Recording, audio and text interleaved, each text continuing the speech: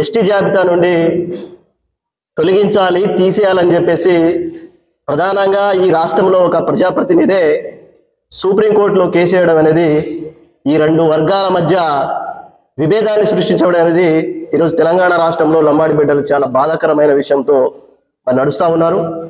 ఒకటే మేము తెలియపరిచేది, తెలంగాణ రాష్ట్ర ప్రభుత్వంలో ఉన్నటువంటి ఆ ప్రభుత్వంలో ఉన్నటువంటి భాగమైనటువంటి ఒక ప్రజాప్రతినిధే స్వయంగా ఏదైతే దాఖలు చేసిన పిటిషన్లో ఆయన గారే ముందు భాగంలో ఉండడం అనేది ఈ వర్గానికి ఎటు తీసుకెళ్లాలని చెప్పేసి ఆయన గారు అనుకుంటా ఉన్నారో, మరి ఈ తెలంగాణ రాష్ట్రంలో రెండు వర్గాల మధ్య విభేదాలు ఎందుకని సృష్టించాలని అనుకుంటున్నారో మరి ఎటు దారి తీస్తుందని చెప్పేసి తెలంగాణ రాష్ట్రంలో ఉన్న లంబాడి బిడ్డలు ఈరోజు బాధాకరమైన విషయంలో ఉన్నారు.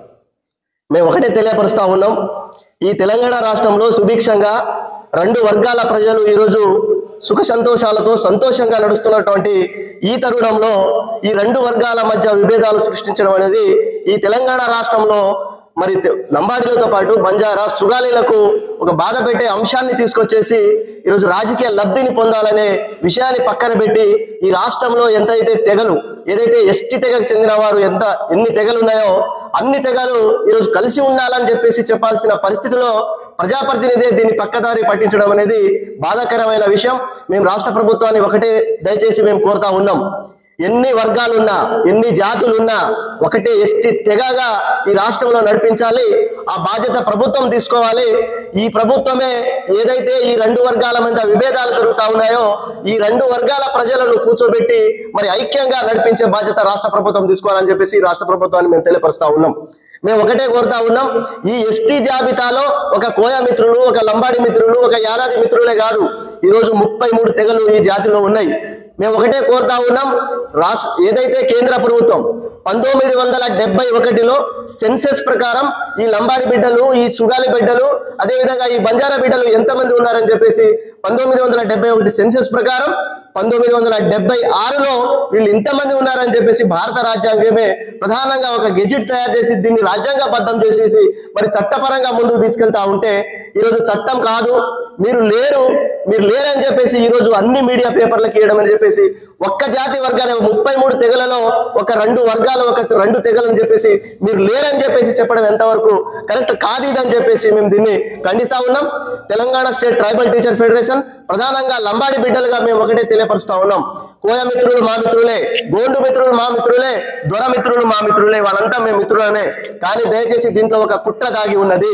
లంబాడి బిడ్డలు ఈరోజు 35 లక్షల మంది ఉన్నారు, 5-6 లక్షల మంది మా కోయ బిడ్డలు, అదేవిధంగా మా గోండు బిడ్డలు, మా దొర బిడ్డలు ఉన్నారు.